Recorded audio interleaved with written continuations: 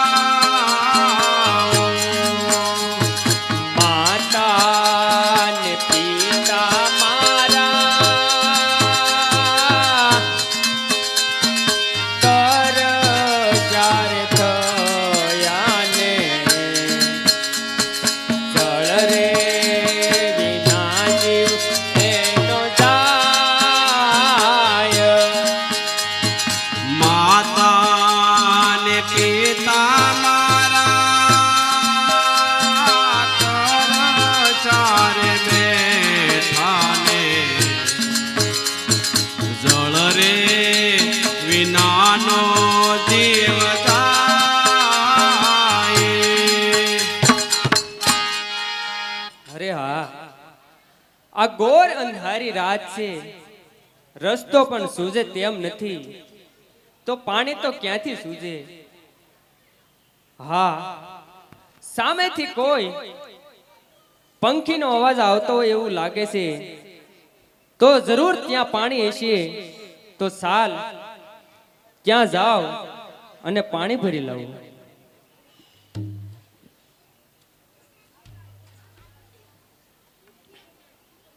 હા, ગુરુજીના કહેવા પ્રમાણે સરયુ નદીના તીરે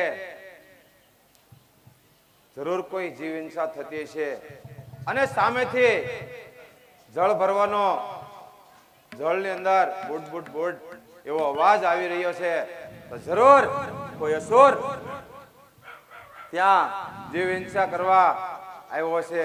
તો સાલ મારા શબ્દ વિધિ બાણ મારે અને તે અસુરનો પ્રાણ લો.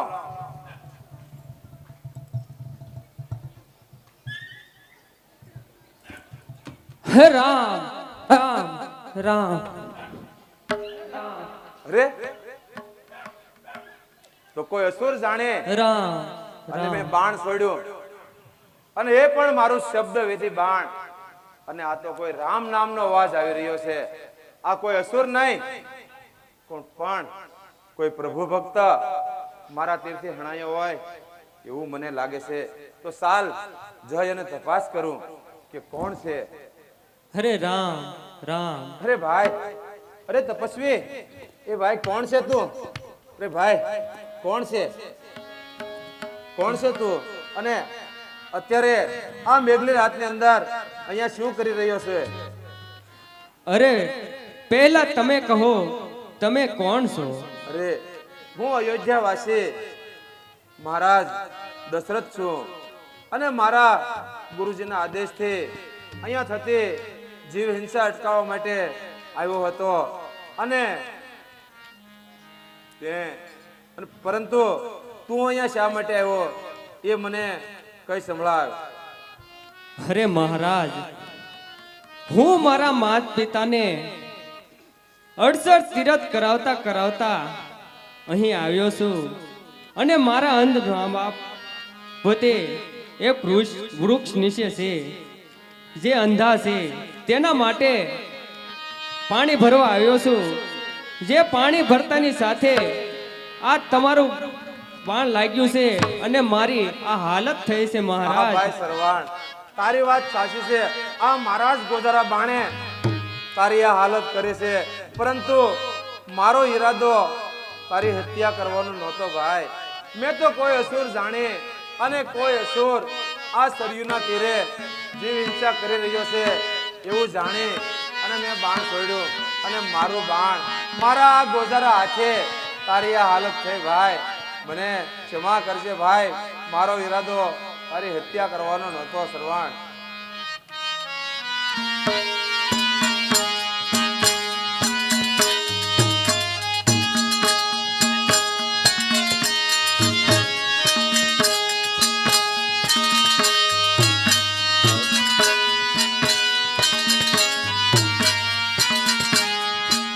દશરથ રાજા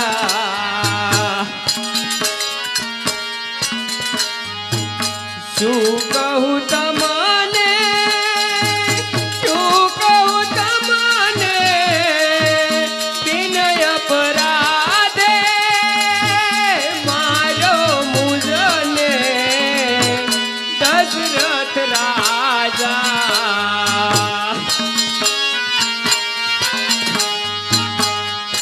અરે ભાઈ શ્રવણ, મારો ઈરાદો તને મારવાનો નહોતો. મેં જાણી જોઈને તને નથી માર્યો ભાઈ, મને માફ કર.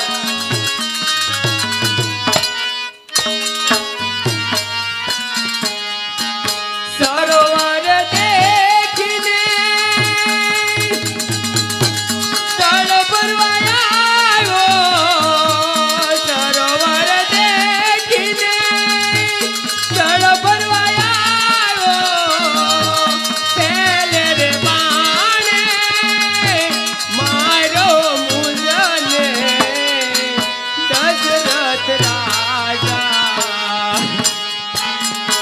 અરે ભાઈ, સત્ય વાત છે તારી કે તને મેં એક જ બાણે માર્યો છે, પણ હું પણ શું કરું? આ તો વિધિનું વિધાન છે.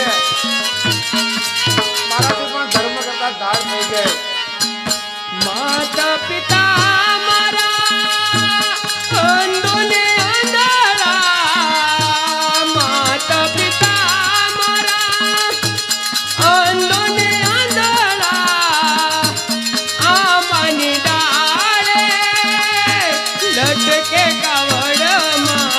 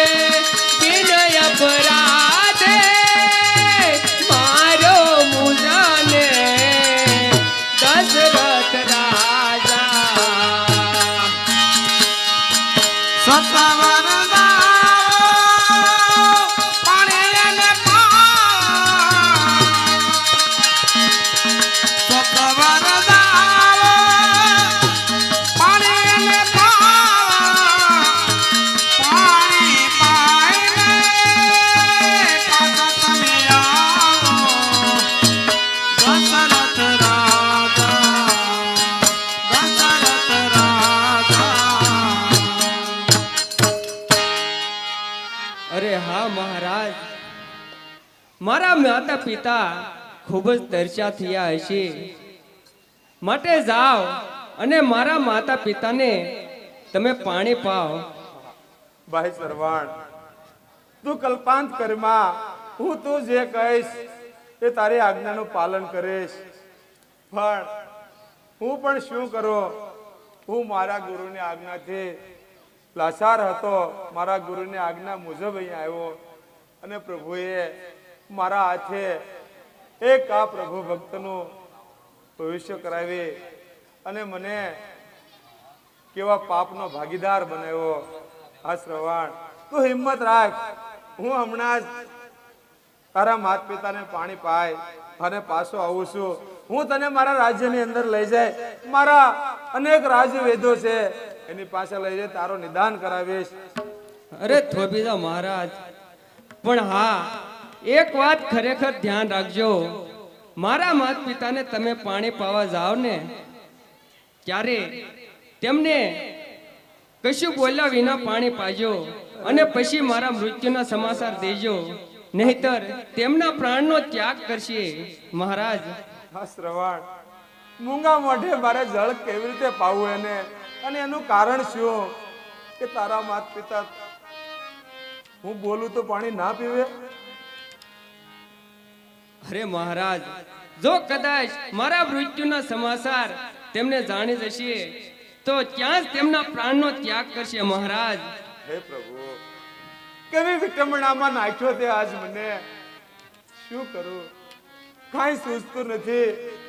એક બાજુ આ નિર્દોષ તપસ્વીનો વધ મારા હાથે થયો અને બીજી બાજુ એમના અંધ માતા પિતાઓ જળ વિના તળવળી રહ્યા છે.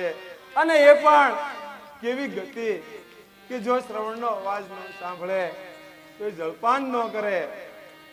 પરંતુ જે થયું તે મિથ્યા થવાનું નથી. વિધિના લેખને કોઈ ટાળી શકવાનું નથી. તો સાલ શ્રવણ કુમારની ઈચ્છા મુજબ પ્રથમ એમના માતા પિતાને જઈ અને જળપાન કરાવું. હરે રામ રામ. હા, પહેલા શ્રવણ કુમારને એક બાજુ મૂકી અને પહેલા એમના માતા પિતાને જળપાન કરાય આવું.